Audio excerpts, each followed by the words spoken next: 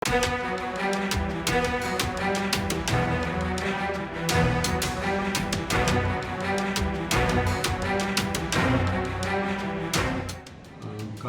दिनांक 11/9/2025 रोजी आमचे इथे सुहास कांबळे यांना त्यांच्या विश्वसनीय सूत्राकडून माहिती मिळाली की काही लोक आहेत ही वाली पोलीस स्टेशनच्या हद्दीमध्ये रेल नाक्या इथे अंमली पदार्थांची विक्री करण्यासाठी येणार आहे. त्या अनुषंगाने आम्ही त्या ठिकाणी सापळा रचला असता आम्हाला विश्वासनीय बातमीदारांनी जी माहिती दिली होती त्याप्रमाणे गुजरातपासूनची एक स्विफ्ट कार त्या ठिकाणी आली. त्यातून 3 इसम त्या ठिकाणी आलेले होते आणि त्यांच्याजवळ प्रत्येकाजवळ एक बॅग होती. आम्ही सदर इसमांची पंचांसमक्ष झडती घेतली असता आम्हाला त्यांच्याजवळ प्रतिबंधित हेरोईन या अंमली पदार्थाचं त्यांच्याकडे आम्हाला मिळून आला.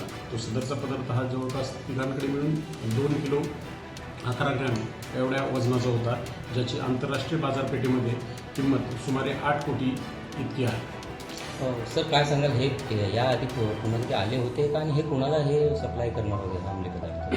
ते अंमली पदार्थ हे सर्व आरोपी ते राजस्थान या राज्यातील आहेत आणि ते मुंबई आणि परिसरात या पदार्थांची विक्री करण्यासाठीच आलेले होते. नेमकं याचं बॅकग्राऊंड काय, त्यांची पार्श्वभूमी काय आहे आणि ह्याआधी त्यांच्यासाठी कोणते गुन्हे आहेत दाखल का? त्याची आम्ही माहिती घेत आहोत. अद्यापर्यंत त्यांचे काही रेकॉर्ड मिळाले नाहीत, म्हणजे आम्ही त्यांची माहिती घेत आहोत आणि ते इथे जे आले होते ते खरेदीदार शोधण्यासाठीच आलेले होते. त्या थ्रूच आम्हाला ही माहिती मिळालेली आहे. किती दिवसाची पोलीस कस्टडी भेटलेली आहे आणि कसा तपास आहे पुढचा? आता 4 दिवसांची कस्टडी मिळालेली आहे. आता त्यामध्ये कशा रीतीने त्यांचं नेक्सस आहे यावरती आम्ही काम करत आहोत आणि पुढील कारवाई त्याप्रमाणे करू. सर आपण पाहिला समजा मेरवडमध्ये मोठा रॅकेट उघडकीस आलेला आहे. या रॅकेटमध्ये सुद्धा तुम्ही काय तपास अधिक लावण्याचा प्रयत्न करणार आहात? हो, नक्कीच.